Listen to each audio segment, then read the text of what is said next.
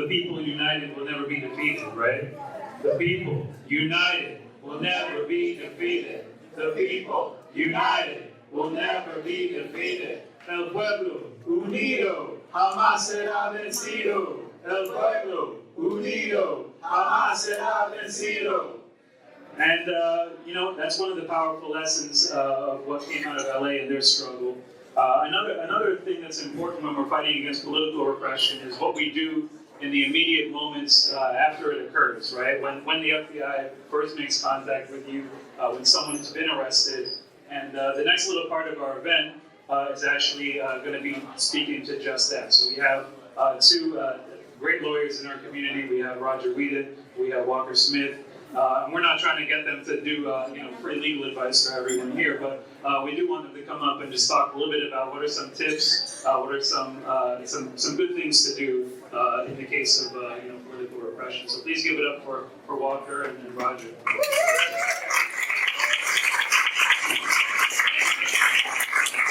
Okay. Good evening, everybody. My name is Walker Smith. As indicated, I'm a local civil rights attorney. Rob, you want to introduce yourself, Rob? Hello, I'm Roger Whedon. I'm a movement lawyer here in Orlando for 40 years now.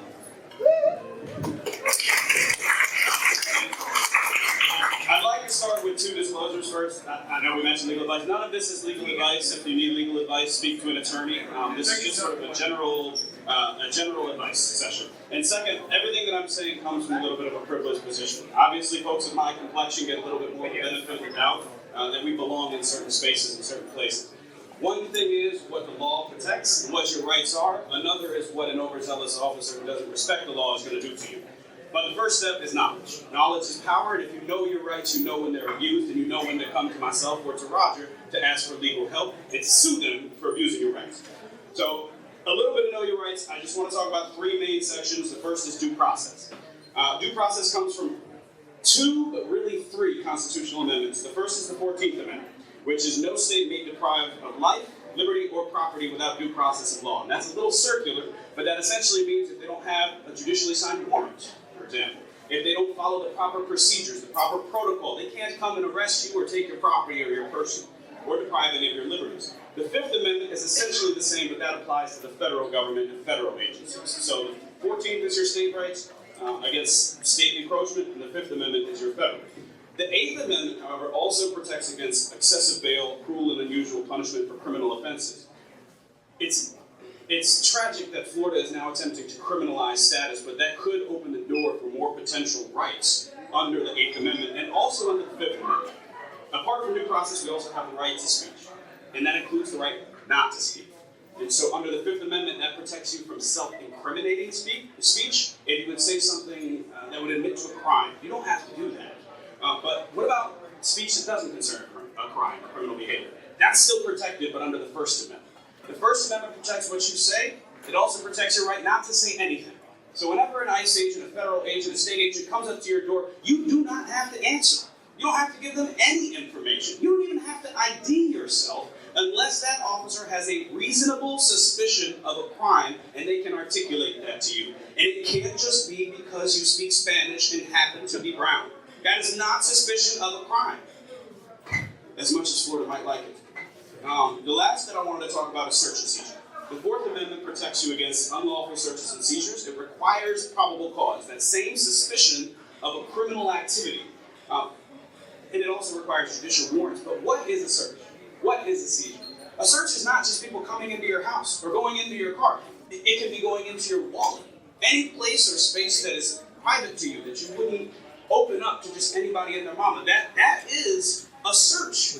If they're using your phone, if they're trying to get your fingerprints or your face to go into your phone, that's an unlawful search if you don't give consent.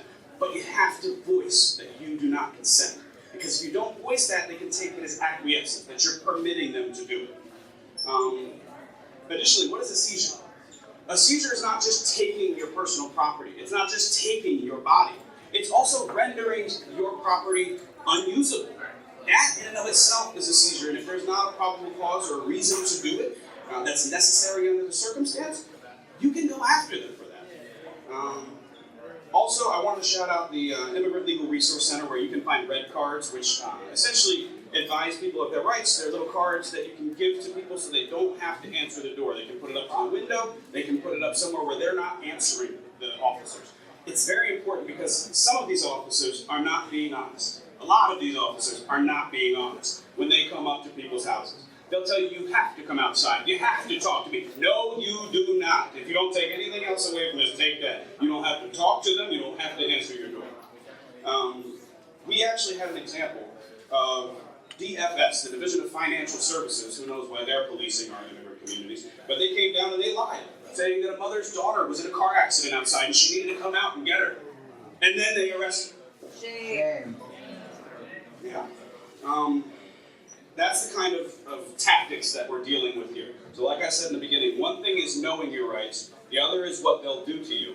But at the end, if they've done something you think is a violation, that's when you call me, that's when you call Roger, that's when you talk to an attorney. But never talk to the agents or the officers directly, never sign anything until you are comfortable and you have legal advice. I think that's all I have to say. One more tidbit, I'm sorry.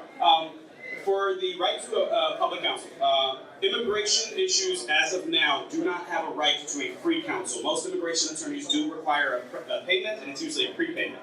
If they're accusing you of criminal behavior, you do have a right to a public defender. But I just want to say, we can look at LA. They are implementing an office of public defender for immigration. We can too.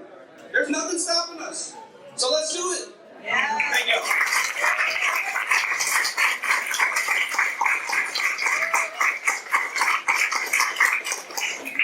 I hope that no one here is offended by profanity, because I have a video that just says it all in terms of interaction with police. Oh, hello. We were just talking about you kids. I'm Denise Heberly. And I'm Bill Goodman. Together, we've been fighting fascism for over 50 years. And so much has changed over those 50 years. But there's one thing that hasn't changed over 50 years. Something that is so important to tell you kids who are new to this movement. Shut the fuck up. We're sitting in the police transport van after the protest. Shut the fuck up. In a holding cell with your comrades? Shut the fuck up. Knocks on your door. Shut the fuck up. Texting on an unsecured device. Shut the fuck up. Pulled over by the cops after a protest? Shut the fuck up. Cop just asking about your day. Shut the fuck up. Feds, call your mom. Tell your mother to shut the fuck up. Now, repeat after me. When the cops come calling, what do you do? Shut the fuck up.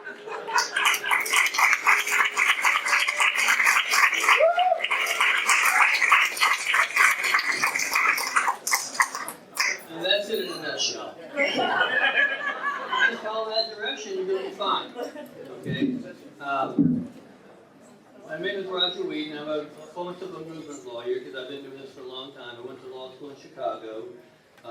You mentioned the Fred Hampton matter. Fred Hampton was murdered as bad by the Chicago police during the Chicago 7 trial. While I was in law school in Chicago, the group they called the People's Law Office was formed to represent the Black Panthers. And when I was in law school, they were suing the city of Chicago in the Chicago Police Department. They went all the way through a 6-month trial. The judge took the case away from the jury and tried to throw it out. They got it appealed. The appellate courts reversed it, put it back in, and they finally settled that case. But going back, you mentioned some history about movements, etc. I was in college doing the Vietnam War, 68 to 71, and in the University of Florida. So we had a fantastic priest there, Father Gannon, who led the students in various marches, etc. But nationally, there was a movement called the Catholic Left, and the movement they came to be known as Fit and Stay. Started Catonsville, Maryland, where there are some folks here that are in my generation. I can see you. And I appreciate that. When I said shut the fuck up information for kids, you all, there's kids here too as well. But I can see that folks here that have gone back in terms of my history, etc. as well. And there were some things that I found out later on, because I grew up in the South, went to school at University of Florida, did go to law school in Chicago. But there was this movement called the Catholic Left. And their strategy was hit and stay. It happened in Catonsville, Maryland, where 9 Catholics, 2 priests, Father Daniel Berrigan and Philip Berrigan, some folks have heard of those radical priests, and it's the former nuns and all that went into the draft board in Catonsville, Maryland, took all the draft, that's when they had papers, took all the draft papers, the files, etc., put them in big trash cans that they had inside the draft board, dragged them out to the parking lot, and set them on fire with homemade napalm. And they said, we want to burn paper, not children. And that scenario, that really the theme behind all this is that civil disobedience is an act of necessity. And this movement, they call it hit and stay because they waited to be arrested after they did that. And that project, or those folks were doing that, build over time.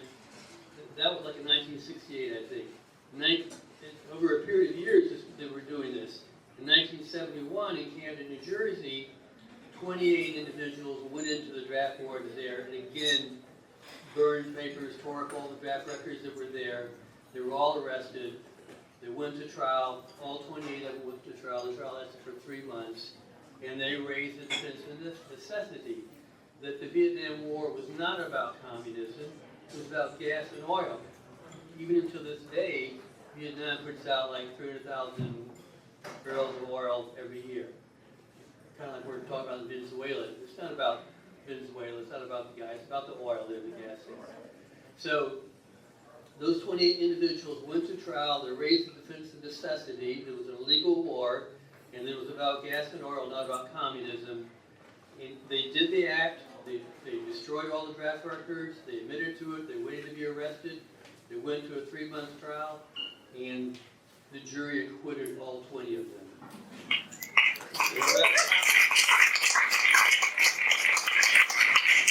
So that's how you have to frame resistance. It's out of necessity. Civil disobedience is out of necessity, because what that means is what you're doing, although it may be illegal, is necessary to stop an evil. It's illegal, but what's happening is far worse, and that is a greater illegality. I would never advocate for anybody to be arrested, because I would be a co-conspirator if that happened. But I just want you all to know that civil disobedience is a matter, it's incredible historical significance in the United States, as you all know. And currently representing a group of individuals, kind of called the Lake Eola 8. They were part of Queers for Palestine, protesting against Gaza, the genocide over there, the killing of all those children, etc. And they had finished their protest at Lake Eola. They were going back to the parking lot over by Publix, and there was an antagonist who was going along with them, harassing them, yelling obscenities at them, etc. And then there were the bike cops there. And the bike cops, they all have hyper masculinity. They ride their bikes and former military personnel, etc. And so instead of separating them, there was a young woman who was videotaping the antagonist, and an officer on a bike shoved her very hard. You all might have seen, some folks may have seen this on TV. Shoved her into a tree. She hit her head on the tree. She's laying there. And my client ran and jumped on top of her to protect her. Another individual tried to provide protection as well. And then this is all on video. Body-worn camera is a good thing in terms of providing evidence for a defense, etc. But there were also a number of individuals there who were videotaping. And they shoved and knocked down 3 or 4 young women violently, like they were linebackers hitting a receiver that's unprotected. I will tell you, again, I can't advocate anybody getting arrested, But I will tell you that I've been doing this for a long time. I started representing people back in Orlando, back during the Occupy movement, where the individuals occupied Chamber of Commerce Park over there. 15, 20 people were arrested. I have been here for a long time. I have a lot of good friends, very experienced criminal defense attorneys. You don't have to worry about money, okay?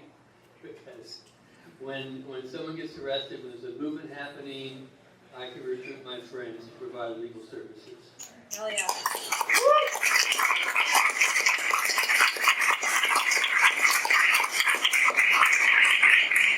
And also the speakers spoke about, I want to make something clear. Even though it doesn't feel like you have the same rights sometimes, you do. You still have those rights, even if the police or ICE or any other agency wants to come in and act like they don't.